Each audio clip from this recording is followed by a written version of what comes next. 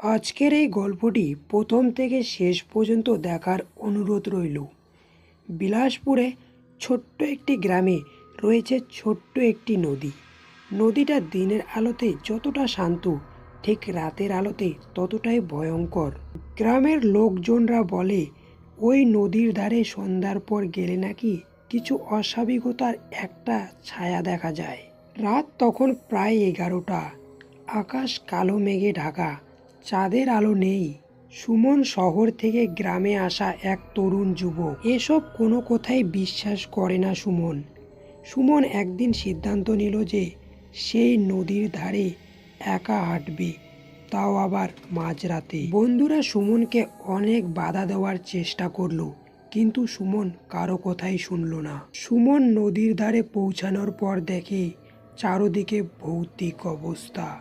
কোনো পোকামাকড়ের সারা শব্দ নেই, কেবল নদীর হালকা জলের শব্দ। হঠাৎ করেই একটা ঠান্ডা বাতাসের হাওয়া সুমনের গায়ে লাগলো। বাতাসের হাওয়ার এতই ঠান্ডা ছিল যে সুমনের সারা শরীরের লোম দাঁড়িয়ে গেল।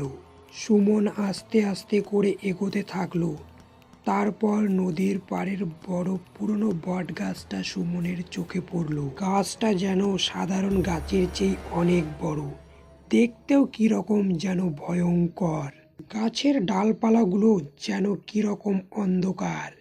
সুমন মাঝখানে তাকাতেই দেখলো কি যেন ডালের মাঝখানে একটা নড়ছে। সুমন কিছুক্ষণ গাছটির দিকে তাকিয়েছিল, তারপরেই শুনতে পেল একটা গলার আওয়াজ।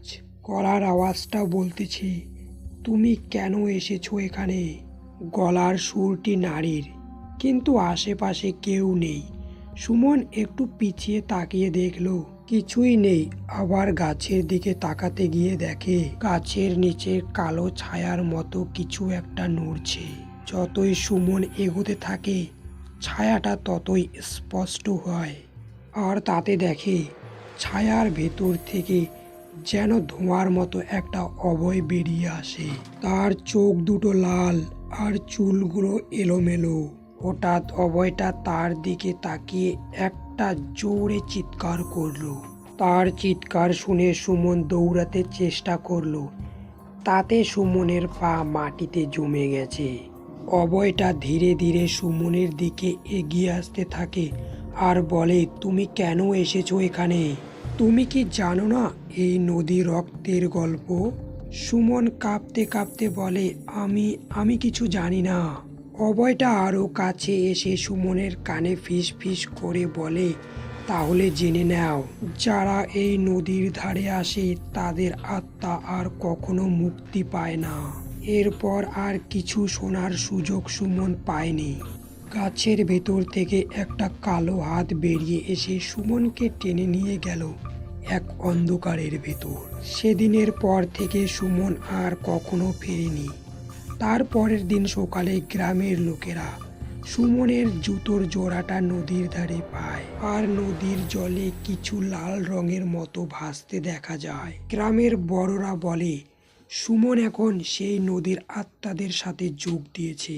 আর রাত হলে সেই নদী থেকে একটা কণ্ঠ শোনা যেত। কণ্ঠটা হলো যে, তুমি কেন এসেছো এখানে?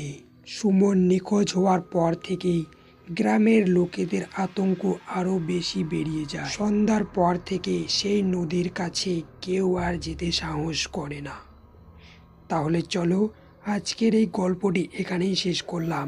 আজকের এই গল্পটি যদি আপনাদের ভালো লেগে থাকে তাহলে কিন্তু অবশ্যই একটি লাইক করে আমাদের চ্যানেলটি সাবস্ক্রাইব করবেন, প্রতিনিয়ত এইরকমই ইন্টারেস্টিং গল্প শোনার জন্য।